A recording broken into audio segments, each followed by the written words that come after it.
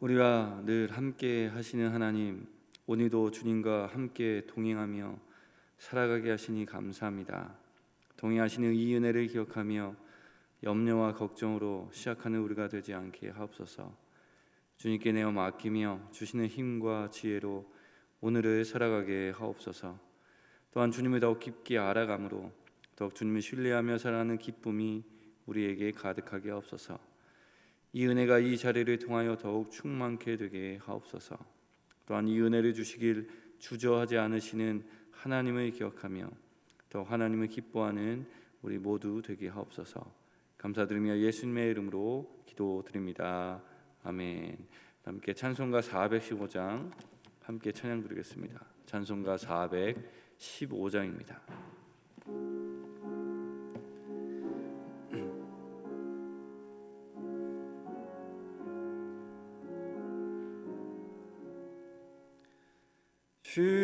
십자가 그늘 아래 나시기 원하네.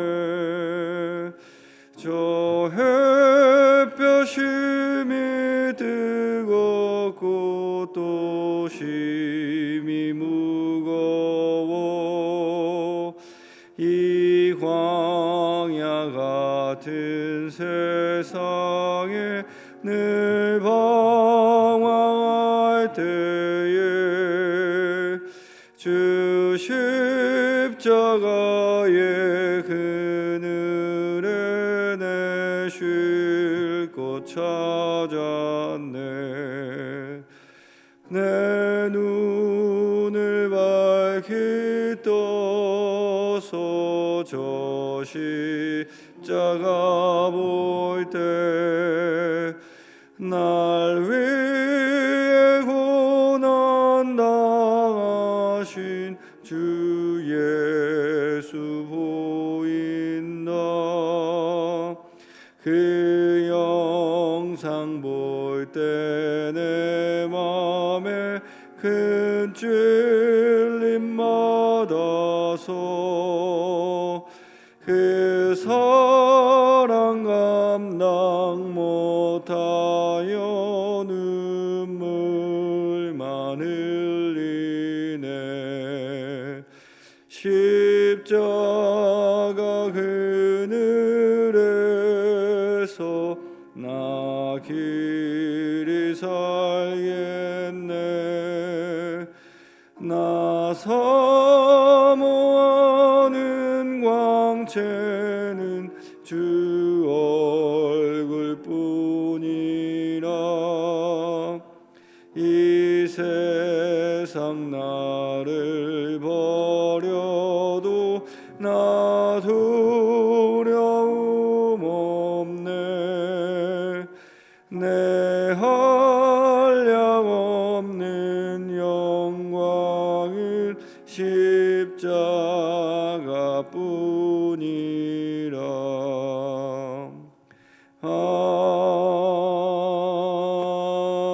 아멘. 함께 찾아보실 하나님의 말씀은 사도행전 14장 19절 말씀입니다. 사도행전 14장 19절 말씀, 다 찾으신 줄 알고 받들어 봉독하겠습니다. 유대인들이 안디옥과 이고니온에 와서 무리를 충동하니 그들이 돌로 바울을 쳐서 죽은 줄 알고 쉬회로 끌어내치니라. 아멘. 오늘 말씀을 보면 유대인들이 루스드라까지 와서 무리를 충동하였다 기록되어 있습니다. 잠시 이 부분을 생각해 보면 비시디아 안디옥과 이고니온에서 루스드라까지의 거리는 무려 225km가 됩니다.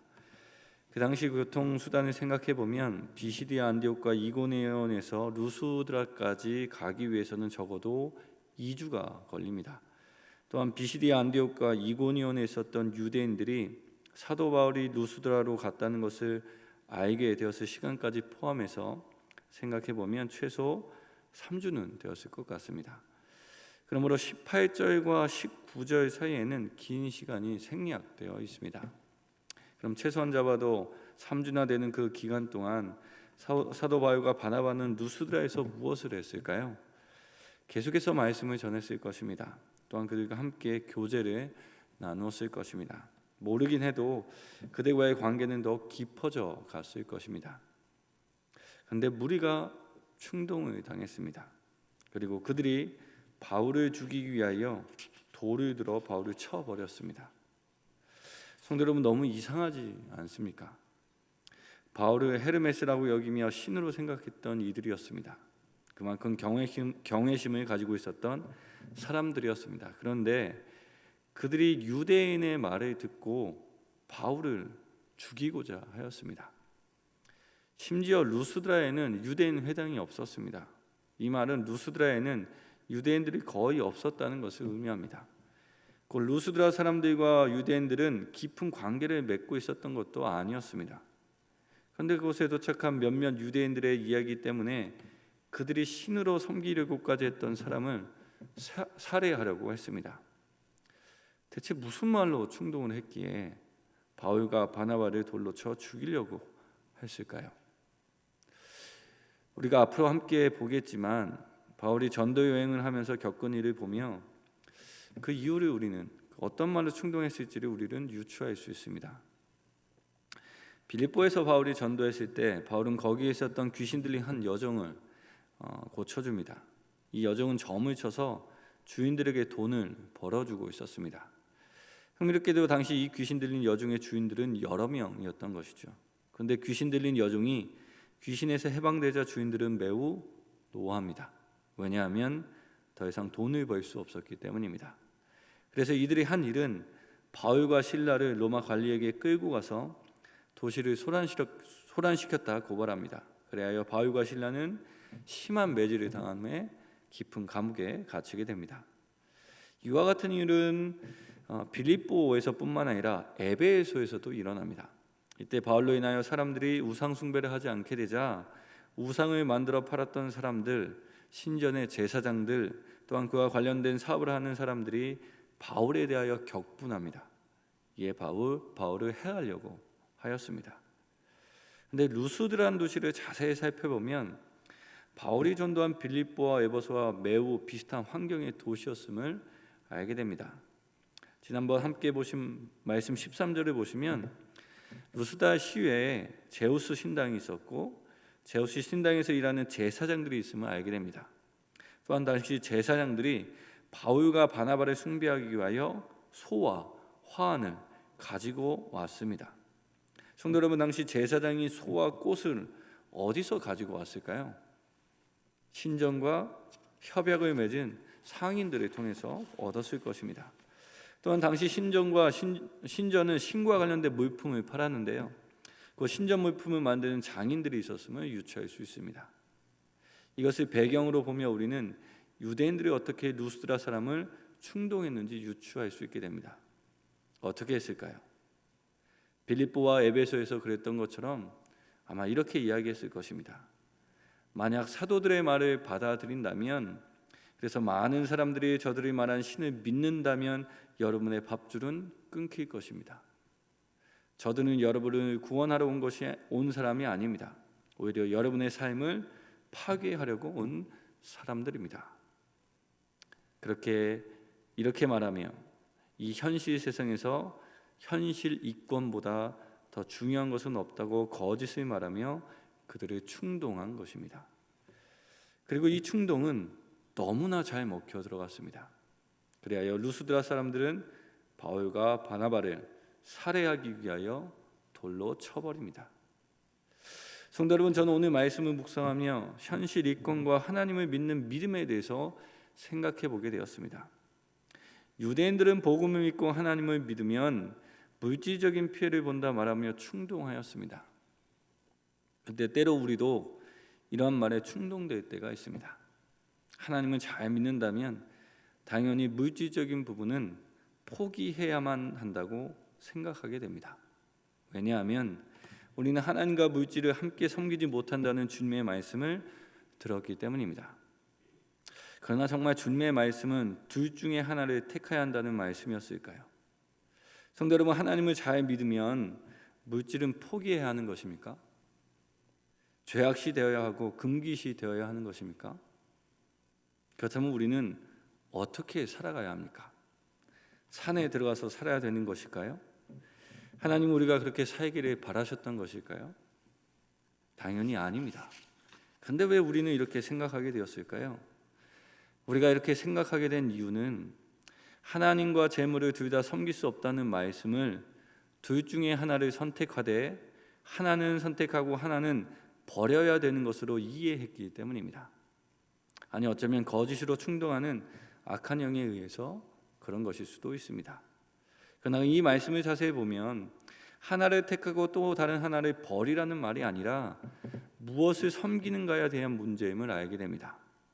예수님이 이 말씀을 통해서 우리의 주가 누가 되어야 하는지, 우리의 주가 누가 되어야 하는지 알려주시며 하나님이 주가 되실 때 다른 모든 것이 온전하게 사용될 수 있음을 알려주신 것입니다.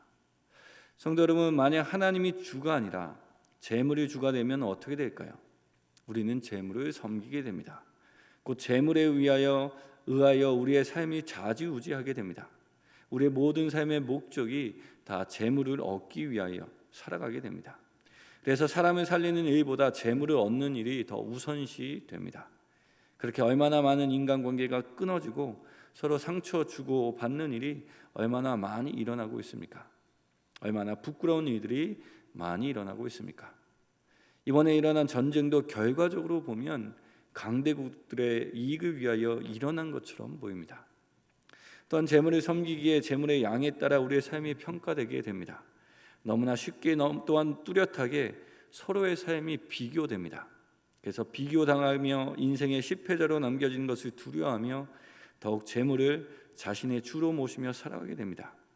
곧 재물의 지배하에 살아갈 때 재물이 지닌 긍정적인 부분은 다 사라집니다. 재물이 지닌 가지고는 부정적인 것만 남게 됩니다. 그렇게 우리의 삶도 부정적이 되어버립니다. 그러나 하나님의 주되심을 믿고 이루며 살아가기를 선택할 때 재물은 어떻게 될까요? 버려야 되는 것일까요? 아닙니다. 오히려 그 재물의 긍정적인 부분이 드러납니다. 그 재물을 잘 사용함으로 사람을 살리는 일을 합니다. 또한 재물을 얻는 것도 합당하게, 또한 쓰는 것도 합당하게 사용하게 됩니다. 왜냐하면 하나님이 주 되시기 때문입니다. 하나님의 주 되심을 믿고 그 재물을 어떻게 사용해야 할지 고민하며 살아가기 때문입니다. 또한 하나님의 주 되심을 믿기에 재물의 양으로 자신의 삶을 평가하지 않습니다. 그래서 때론 믿음으로 살아가기 때문에 얻는 금전적 피해를 그렇게 심각하게 받아들이지 않을 수 있습니다. 하나님을 믿지 않았다면 더 많은 이익을 낼 수 있었을 테지만 그래도 하나님의 주 되심을 믿기에 이것으로 만족합니다 라고 고백하며 재물의 양에 우리의 감정과 삶이 좌지우지 되지 않을 수 있습니다. 물론 비교하며 아쉬울 때가 왜 없겠습니까? 그러나 재물을 섬기는 것이 아니라 하나님을 주로 믿기에 이렇게 넘어갈 수 있게 됩니다. 그리고 이렇게 넘어감으로 우리는 여러 부정적인 일들을 피하며 건강하게 살아갈 수 있습니다. 그렇습니다. 이렇게 하나님의 주 되심을 선택하며 믿을 때 재물은 그 순기능을 회복하게 됩니다. 재물을 사랑하는 것이 아니라 재물을 살리는 일과 살아가는 일에 온전하게 사용할 수 있습니다. 그러나 우리는 악한 영은 계속해서 우리로 하여금 하나님의 말씀과 하나님을 믿는 것을 너무 극단화시킵니다. 충동하며 하나님을 믿으며 재물에 대해서는 꿈도 꾸지 말라 생각하게 만듭니다. 성도 여러분, 기복주의 신앙도 문제지만 이렇게 재물을 지나치게 터부시하는 것도 성서적이지 않습니다. 성도 여러분, 이렇게 신앙과 삶을 분리시키며 한쪽으로 극단화시키는 것은 충동입니다. 재물을 터부시하며 신앙과 삶을 분리하는 것, 그래서 믿음으로 사는 것이 어렵다고만 생각하게 만드는 것, 이것이 충동입니다. 반대로 자해되는 기복주의적 재물관, 재물을 사랑하게 만들며 하나님을 재물 안에 가둬놓는 것도 충동입니다. 둘 다 충동입니다. 그러나 하나님을 나의 주로 믿으며 살아갈 때, 하나님의 주 되심 우리의 삶에 이루며 살아갈 때, 우리는 진정한 의미에서 삶과 신앙이 연결되는 삶을 살아갈 수 있습니다. 믿음으로 주어진 삶을 건강하게 살아갈 수 있게 됩니다. 성도 여러분, 모쪼록 오늘 하루 나의 믿음을 살펴보며 삶과 신앙을 분리하게 만드는 것이 있는지 살펴보는 우리가 되기를 원합니다. 그렇게 살펴보며 더욱 성서적이고 건강한 신앙생활을 누리게 되는 우리 모두가 되길 주님의 이름으로 강복하며 이 말씀을 전해드렸습니다. 함께 기도드리겠습니다. 하나님, 삶과 신앙을 분리시키며 한쪽으로만 치우치게 만드는 충동에서 우리를 자유롭게 하여 주옵소서. 기복주의를 따르지 않게 하옵소서. 또한 재물을 터부시하고 금기시하는 비현실적인 신앙을 따르지 않게 하옵소서. 이것에 충동되지 않게 하시고 하나님의 말씀과 뜻을 더 깊게 묵상하며 우리로 믿음으로 살아가게 하시는 하나님을 만날 수 있게 하옵소서. 하나님을 주로 믿으며 우리의 삶을 잘 다스리며 건강하게 살아가는 우리가 되게 하옵소서. 그렇게 믿음과 삶, 신앙과 삶이 이어져서 하나님과 함께 살아가는 것이 얼마나 복된 일이며 우리의 삶이 얼마나 건강하게 하시는지 발견하게 되므로 하나님께는 영광이요 우리에게는 기쁨이 되게 하옵소서. 계속되고 있는 교회 선거 가운데 함께하여 주시고 하나님의 교회가 든든히 세워지는 복된 시간 되게 하옵소서. 함께 기도하며 투표하고 있사오니 하나님의 교회를 위하여 필요한 인원들이 선출되게 하옵소서. 우리 성도님들을 위하여 기도드립니다. 오늘 하루를 살아가며 여러 가지 일로 힘겨워하며 살아가는 우리 성도님들을 지켜 보호하여 주옵소서. 소망 잊지 않게 하시고 함께 동행하여 주셔서 무거운 발걸음을 한 걸음 한 걸음 옮길 수 있게 하시는 그 하나님을 기억하게 하옵소서. 그렇게 오늘도 잘 감당할 수 있게 하옵소서. 마음에 무거운 짐, 슬픔과 괴로움이 있다면 주님 만져주셔서 그것에 주님의 위로가 있게 하여 주옵소서. 전쟁으로 힘겨워하는 이들을 기억하여 주옵소서. 하루아침에 일상이 참혹하게 변한 이들을 긍휼히 여겨주시고 그 전쟁 가운데서 위로하시고 또 살리시는 하나님의 은혜가 경험되게 하옵소서. 또한 전쟁이 그칠 수 있도록 하나님 진행되는 회당 가운데 함께하여 주옵소서. 다시 한번 건강한 신앙과 삶으로 살아가게 하시는 예수님의 이름으로 기도드립니다. 아멘. 하늘에 계신 우리 아버지의 이름을 거룩하게 하시며 아버지의 나라가 오게 하시며 아버지의 뜻이 하늘에서와 같이 땅에서도 이루어지게 하소서. 오늘 우리에게 일용할 양식을 주시고 우리가 우리에게 잘못한 사람을 용서하여 준 것 같이 우리의 죄를 용서하여 주시고 우리를 시험에 빠지지 않게 하시고 악에서 구하소서. 나라와 권능과 영광이 영원히 아버지의 것입니다. 아멘.